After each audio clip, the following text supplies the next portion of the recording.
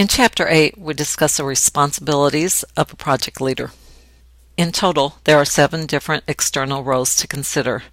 On this slide, we're going to talk about the first 4: figurehead, spokesperson, liaison, and monitoring.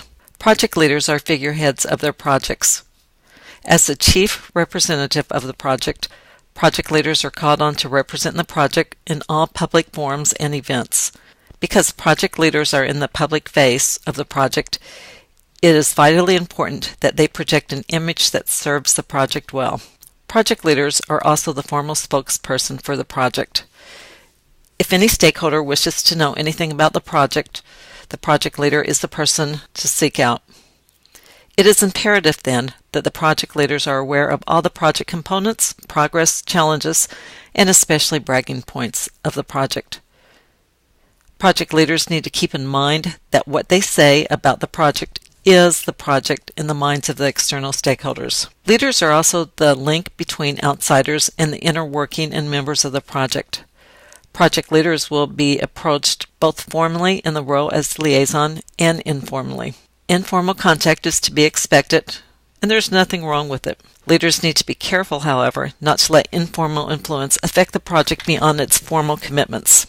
Too often, team members can be innocently but inappropriately influenced by such contact in ways that affect the project work. The project leader needs to constantly scan the project environment to keep in touch with all relevant information about the project. Monitoring important external stakeholders and resource providers, the project leader should be constantly aware of upcoming problems, concerns, and possible opportunities. The project leader is also the champion of his or her own project. Champions make sure that the project maintains a positive image to others.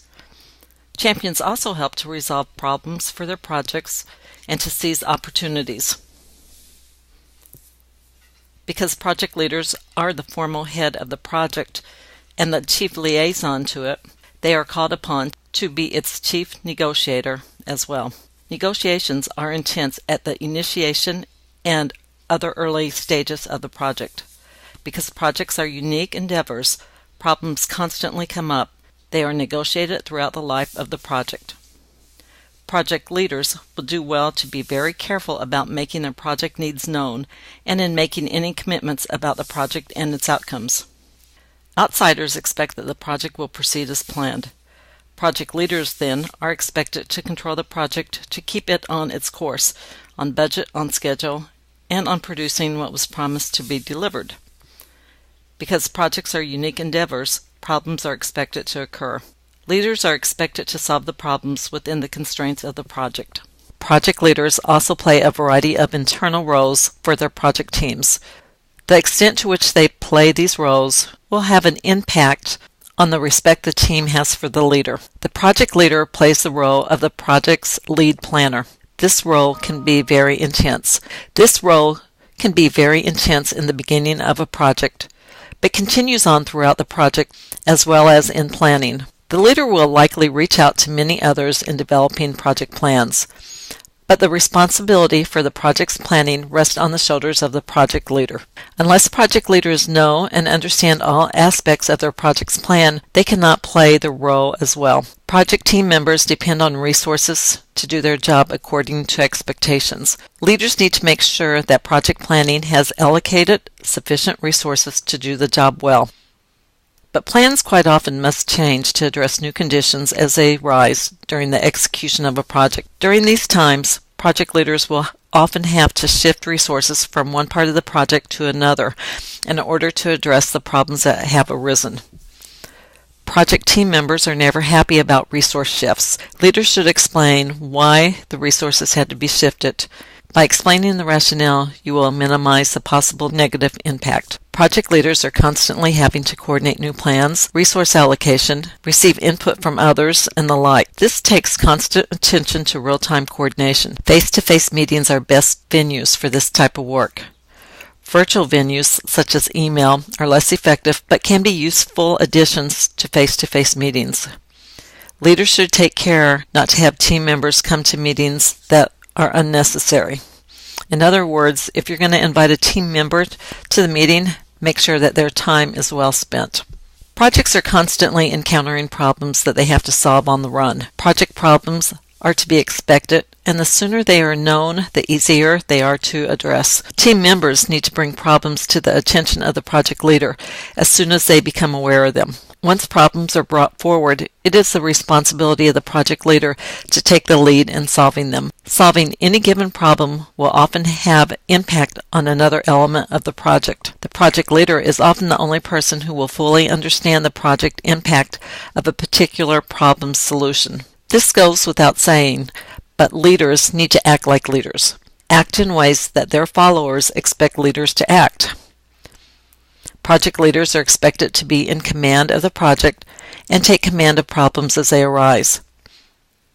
Project management provides the tools for leaders to take and keep command and control of project tasks. Project leaders are expected to wear many hats and play many roles in a project, as we've already discussed. This will almost always produce a strain for the project leaders, as they are tugged and pulled in many very different directions by the expectations of often powerful stakeholders. Project leaders can address the strain and develop coherence by working to negotiate the expectations stakeholders have on them. As we talked early on, projects are endeavors with a beginning and an end. They go through a life cycle. Sometimes the life cycle spans many years, sometimes it's much shorter. For lean projects, we like to use the life cycle of 30, 60, and 90 days. Let's look at the early stages. In chapters 2, 3, and 4, we covered the early stages of a project's life cycle. We're going to do a quick recap, focusing on what is needed from the project leader. At the initiation stage, the primary objective of this stage is to make sure the project is doable and in line with what the host organization wants to do. The project leader will be called on to help the client develop doable deliverables, negotiate the scope, the time, and the cost requirements of the project, and to begin to develop good working relationships with the client and other important stakeholders. As we know, in the planning stage, we create a detailed work breakdown structure along with cost and schedule allocation. Delegation of tasks are decided at this step. Again, for successful projects, we know that we need resources. Leaders recruit main project team members.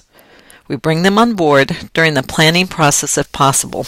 The project's launch is an important event from a leadership standpoint.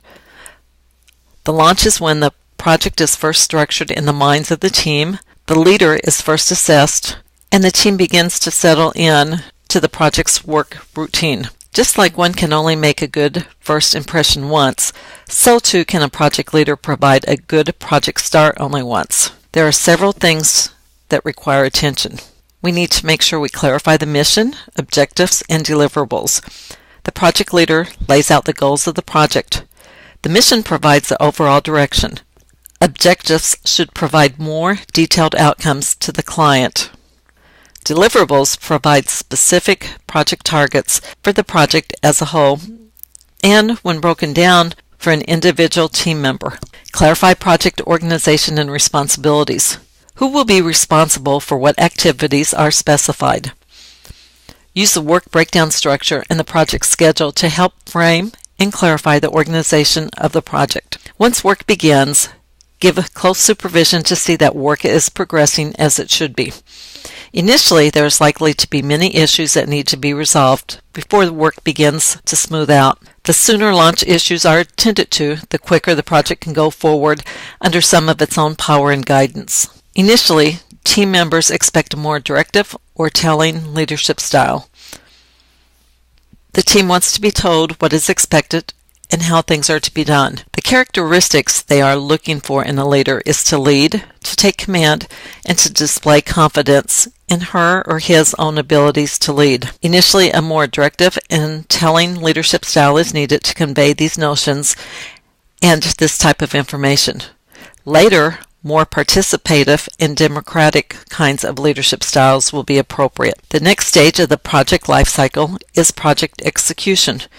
It proceeds from the project launch to the project closing. The next two slides examine execution issues related to the project team and external stakeholders. The project team section in the textbook starts out with an old management saying that is worth repeating. You need to inspect what you expect. Don't expect things to work well. Be thankful when they do, but you need to keep track of things. Leaders should see product from project work as soon as possible. Even partially completed work is acceptable. Often we try to see work in progress to make sure that the project is aligning with the deliverables. Keep in mind that if you micromanage, you can interfere with the team's work. 2, lacks of leadership can allow problems to become larger than they need to be. The important key here is to find the balance. There are 4 kinds of problems that we're going to address when diagnosing problems. The first is organizational problems. The project itself has organizational problems. The WBS is incomplete. This is a common problem given that projects are new endeavors. Other organizational problems might occur as a result of poor work structure, such as reporting relationships and the integration of the work product and scheduling. Next is the work-related problems. Work-related problems have to do with creating the deliverables according to specification. Delivery problems might also happen, for example, delivering training or conducting audits where those involved cannot or do not wish to participate. Third is the resource problems. This is more of a logistical problem, failing to get the resources where they are needed, when they are needed. This kind of problem often occurs because leaders simply find logistical problems boring. And the last is the personnel problems. So what type of personnel problems might we encounter? How about the team member who does not have the ability to go to work and or have the commitment to do the work? People tend to blame others or outside events for their problems. Supervisors sometimes blame people for problems that are being caused by events out of their control. As a leader, it's your responsibility to help figure out organizational, work-related, resource, and personnel problems. The client wants to see the project proceed as planned. Management also wants to see the project proceed as planned, but sometimes they may want to pool project resources for other uses. Leaders need to carefully inform managers how this can harm the project. Resource flow is critical to project success. As we said a number of times, logistical problems may be boring. They also require the leader's full attention. The more unique and critical the resource, the more attention it needs from the leader. In some cases, you may have an auditor inspect the conduct of the project or its output. Project closings are almost always hectic events, whether they are classroom projects or real-world ones. It is easy to overlook things that need to be done, so it is often best to create a list of things to accomplish. Here are 3 categories of activities to consider. First is the delivery of project, product, and services. A project may have been delivering products and services throughout its life cycle, but there is almost always a final set of deliverables that signals a complete project. There is often a whole host of administrative paperwork that needs to be completed with the project closed down. This can be a real headache, but it must be done to keep internal working relationships smooth. Most important in this area is making contact with and closing down the project with the higher management or leadership. A debrief of the project and how it was performed is always good to do. And finally, let's talk about after-action reviews. In a very real sense, after-action reviews should not have to wait until after the whole project is complete. As each phase progresses, it is good to look back over the last phase and assess the project in real time. After-action reviews were developed by the Army to assess how well action in the field and in training went and what could be learned from the action. After-action reviews are meant to be developmental and address the lessons learned from the past project to be implemented in the next project. After-action reviews can cover any issue. Certainly we should ask the question, what could we have done better? But we also want to ask what worked well. Areas to cover include personnel issues, technical issues, leadership issues, how relationships with important stakeholders could be improved, administrative issues, and the like. Just as different leadership is required at different stages of the project, so too are different kinds of leadership required. Directive leadership usually involves one-way communication and a telling style of interaction. New members often have the motivation to accept responsibility, but they do not have the job knowledge to do so. Sometimes, even very experienced project members do not have the knowledge for the present project. New members need to be informed about what is expected of them and how to go about doing their jobs. This directive style of leadership is usually desired by new members, and it leads to productivity as soon as it is possible. Once the team member settles in, we switch to two-way interaction. Two-way interactions was originally titled Selling by Hershey and Blanchard, to sell the job holder on why the job is being done the way it is. The concept here is to promote open communications around why the project is being run the way it is.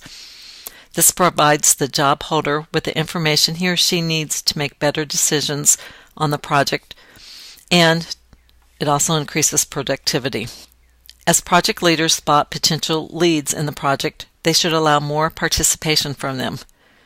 As individuals demonstrate their ability to make the decisions necessary for the project to move forward, leaders can move on to the next stage of leadership, which is delegation. For those who have demonstrated high levels of job maturity, project leaders can turn parts of the project over to them as leads of their project. Although project leaders should always be aware of what is going on in all parts of the project, including those parts delegated to others, fully mature team members require less supervision. This frees up the project leader to attend to his or her other responsibilities. If it is not possible to solve the problem, the leader needs to inform the relevant stakeholders immediately and have them help to work out the solutions.